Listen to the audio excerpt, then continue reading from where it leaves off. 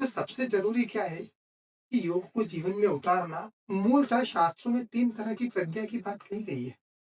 पहली प्रज्ञा है श्रुतमयी प्रज्ञा। दूसरी प्रज्ञा जो शास्त्र में बताई गई है वो है चिंतनमयी प्रज्ञा। लेकिन सबसे महत्वपूर्ण प्रज्ञा है आपकी ज्योतिर्मय प्रज्ञा। योगश्चित्तवृत्तिनिरोधः।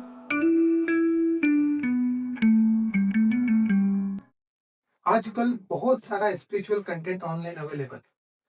बहुत सारे संतों धर्मगुरुओं द्वारा स्पिरिचुअल कंटेंट डिलीवर किया जा रहा है और सब कुछ अच्छा है।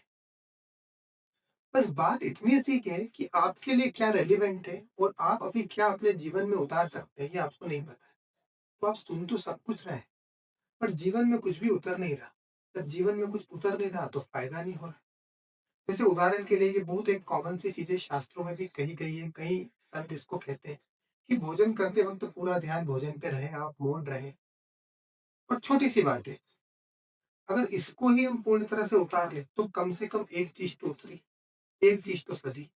पर होता क्या है, हमने किसी की बात सुन लेते हैं और फिर मोबाइल में स्क्रॉल करने लग जाते हैं और दूसरे वीडियो पे चले जाते हैं। तो सबसे जरूरी क्या है कि योग को जीवन में उतारना और फिर उससे होने वाले लाभ को पाना, जो कि पूरी तरह से नहीं हो पा रहा है।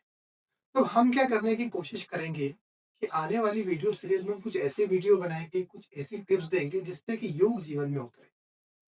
जैसे कि 3 हैबिट या 4 हैबिट बना ली और उसको 21 दिनों तक फॉलो किया और एटलीस्ट उतना उतना जीवन में उतरने लगे। क्योंकि लाइफ बहुत फास्ट मूव है, डे वन पे सब कुछ नहीं हो सकता। तो हम धीरे धीरे स्पिरिचुअल प्रैक्टिस को अपनी लाइफ में लेके आएंगे और इस पे हम एक सीरीज बनाएंगे। अब इस वीडियो को खत्म करने से पहले थोड़ा सा इस विषय की गहराई को समझ लेते हैं कि आध्यात्मिक रूप से ये विषय क्या है। तो मूलतः शास्त्रों में 3 तरह की प्रज्ञा की बात कही गई है। पहली प्रज्ञा है श्रुतमयी प्रज्ञा। श्रुतमय मतलब सुनने से जो प्रज्ञा जागृत हो जाए उसको कहते हैं श्रुतमयी प्रज्ञा। जैसे कि अभी आपने मेरी ये बात सुनी या आपने किसी और को भी सुना या कुछ पढ़ा, उससे आपको कुछ तो सुनने में आया तो कुछ समझ में आया। तो थोड़ी थोड़ी सी ऊपर से धूल साफ हुई कि नहीं नहीं, ये बात तो सुनने में लगी तो अच्छी लगी, बात तो सही है, ऐसा कर लेना चाहिए। तो श्रुतमयी प्रज्ञा जागृत हो, थोड़ा सा काम बन गया। दूसरी प्रज्ञा जो शास्त्र में बताई गई है वो है चिंतनमयी प्रज्ञा।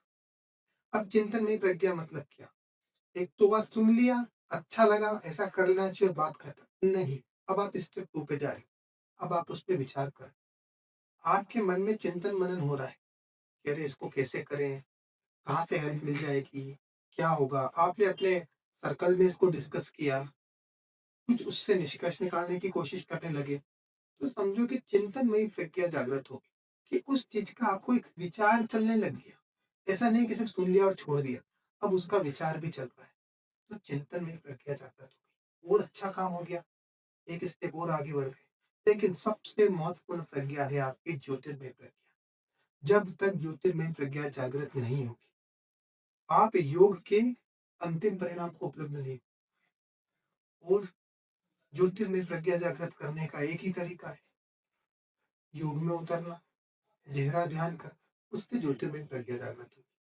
पर ये आगे के विषय हैं।